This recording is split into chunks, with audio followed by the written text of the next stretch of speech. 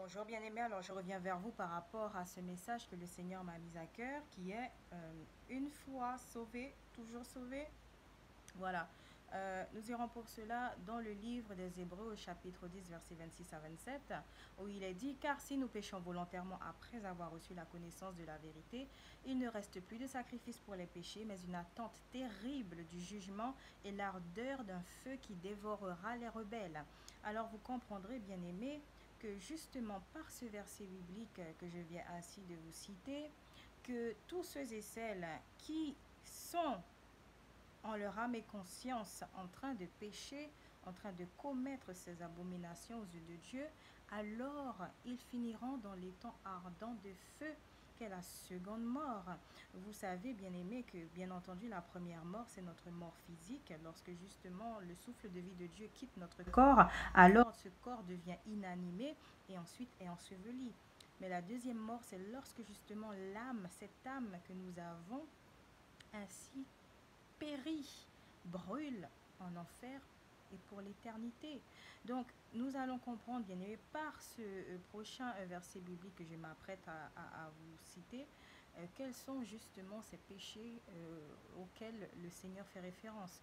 Donc, pour cela, nous irons dans le livre des Galates au chapitre 5, verset 19 à 21, où il est dit, or, les œuvres de la chair sont manifestes, ce sont l'impudicité, l'impureté, la dissolution, l'idolâtrie, la magie, les inimitiés, les querelles, les jalousies, les animosités, les disputes, les divisions, les sectes, l'envie, l'ivrognerie, les excès de table et les choses semblables. Je vous dis d'avance que, comme je l'ai déjà dit, que ceux qui commettent de telles choses n'hériteront point le royaume de Dieu.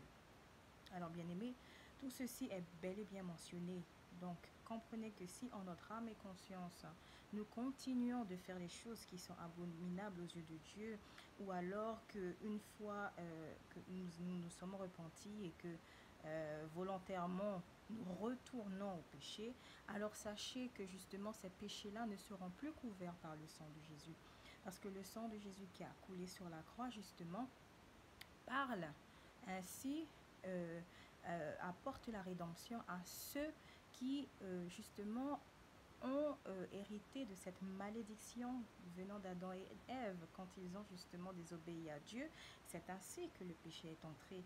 Et cette forme de malédiction qui ainsi a suivi cette lignée, puisque Adam et Ève sont nos parents spirituels, ainsi nous avons hérité du péché. Et c'est par le sang de Jésus qui lui-même a été fait, offert comme sacrifice parfait une fois pour toutes et pour tous, c'est-à-dire pour toute l'humanité.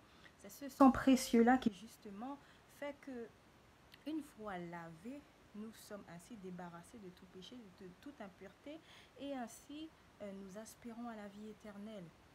Mais si justement nous brisons cet accord qui a été fait, cet accord spirituel avec le Seigneur, si nous brisons justement ce pacte de sang qui a été fait, alors nous n'avons plus la garantie du salut, alors nous ne sommes plus couverts. C'est comme, par exemple, quelqu'un qui souscrit à une assurance vie, par exemple, ou une assurance maison ou autre. Une fois que la date d'expiration est arrivée à son terme, alors il n'y a plus de couverture. Surtout si, par exemple, vous, d'une manière ou d'une autre, vous ne remplissez plus les conditions imposées dans le contrat. C'est exactement la même chose. Donc, si toutefois un malheur arrive, alors vous n'êtes plus couvert. Et là, il s'agit justement de votre âme. Donc, comment savoir, bien aimé, si quelqu'un justement veut votre bien? C'est de savoir que cette personne se soucie du fait que, se soucie de savoir où vous passerez votre éternité. Alors, ne regardez pas l'apparence où cette personne vous dira, allez, viens, bois un coup, allez, ce n'est rien, ou bien, tu peux continuer, t'inquiète, ce n'est rien.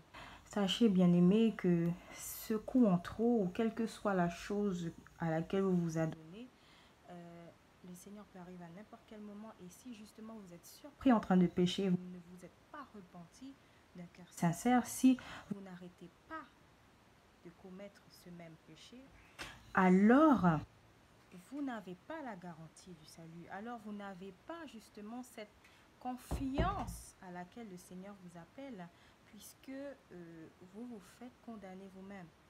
Le livre des Romains chapitre 8 verset 1 nous le dit qu'il n'y a plus de condamnation pour ceux qui sont en Christ. Donc pour ceux qui sont en Christ, c'est-à-dire que ceux qui respectent ce contrat de sang, ce pacte de sang qui a été fait, ceux qui ont compris véritablement ce que Christ a accompli sur la croix et qui justement ne le prennent pas à la légère, ceux qui véritablement se soumettent à Dieu et qui, s'ils tombent ou quelle que soit la faute, qu'ils se repentent, alors ceux-là ont la garantie d'avoir la vie éternelle. Mais ceux qui se basent sur allez hop, je me suis repenti aujourd'hui, je n'ai pas besoin de le faire tous les jours de ma vie, c'est bon, le sang de Jésus-Christ suffit puisqu'il paye pour tous mes péchés, que je les commette aujourd'hui, hier ou demain. Alors ceux-là, ils sont dans l'erreur. Et sachez, bien-aimés, que par cette fausse doctrine qui n'est pas de Christ, elle est donc de Satan et donc que vous mangez encore dans la main de Satan. Alors, c'est pourquoi il est bon, bien-aimé, pour toute chose, de vous en remettre à Dieu, de le prier, de chercher sa face, de lui demander si véritablement vous êtes dans le vrai ou si vous n'avez pas été trompé par un pasteur ou par un prêtre. Je vous rappelle, bien-aimé, que vos péchés, vous n'avez pas besoin d'aller devant un homme qui est pécheur tout comme vous pour les confesser, parce que lui-même, ça se trouve, il a commis une multitude de péchés que vous-même, vous n'avez même pas commis. Donc, c'est en Christ seul qu'il faut justement qu'il faut s'en remettre. C'est lui. C'est lui, comme la Bible dit, il n'existe qu'un seul médiateur entre Dieu et les hommes, c'est Jésus-Christ lui-même. Il n'y a pas d'autre nom qu'il faille évoquer pour le pardon, pour la rémission des péchés, bien-aimés. Alors encore une fois, rentrez dans votre chambre, enfermez-vous dans votre chambre et priez-le tout simplement. Demandez-lui humblement de vous pardonner, quel que soit le péché. Et justement, il vous pardonnera. Mais encore une fois, humiliez-vous. Humiliez-vous dans le sens où vous devez vous faire humble. Vous devez reconnaître que véritablement, vous n'y parviendrez pas sans lui, que vous ne pourrez pas vous détourner de vos péchés sans lui. Et c'est lui qui justement vous pointera du doigt tout ce que vous aurez à changer dans votre vie. C'est lui qui vous convaincra par la puissance de son Esprit Saint qu'il y a certaines choses dans votre vie qu'il faille changer ou alors certaines personnes qu'il faille justement ne plus avoir dans votre entourage. Parce que vous le vouliez ou non, bien aimé, aimer, ce n'est pas non plus accepter tout et n'importe quoi. Et c'est pourquoi il est important de comprendre que Dieu est amour, oui, mais il est aussi justice. Et ce côté de Dieu, beaucoup de personnes le rejettent parce que pour eux, Dieu est amour et que tout le monde ira au paradis. Non, bien-aimé, ne croyez pas aux mensonges de l'ennemi, ne croyez pas aux doctrines de démons qui ont infiltré les églises. C'est pourquoi il vaut mieux, comme dit la Bible, rentrer au paradis avec un membre en moins que de rentrer en enfer tout entier. Donc, encore une fois, bien-aimés, je prie que le Seigneur, par son esprit de sagesse, de discernement, de révélation, de vérité et de connaissance, qu'il puisse ainsi vous parler en cet instant, vous révéler toutes ces choses, vous insuffler toutes ces choses dans le cœur afin que vous puissiez justement vous défaire de tout mensonge, de tout voile spirituel que l'ennemi, qui est Satan, voudrait ainsi vous imposer.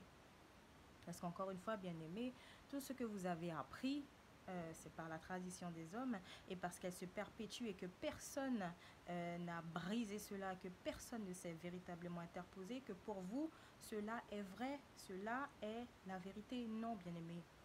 La Bible dit encore dans le livre des Romains chapitre 12 verset 2 de ne pas vous conformer aux commodités de ce monde, c'est-à-dire de ne pas vous soumettre à ce que le monde fait, mais à justement vous en remettre à Dieu pour que lui-même puisse renouveler votre esprit. Ainsi, vous serez capable de voir, de discerner ce qui est vrai, ce qui est juste et ce qui est bon, honorable aux yeux de Dieu. Donc voilà, restez bénis en Christ et à très bientôt.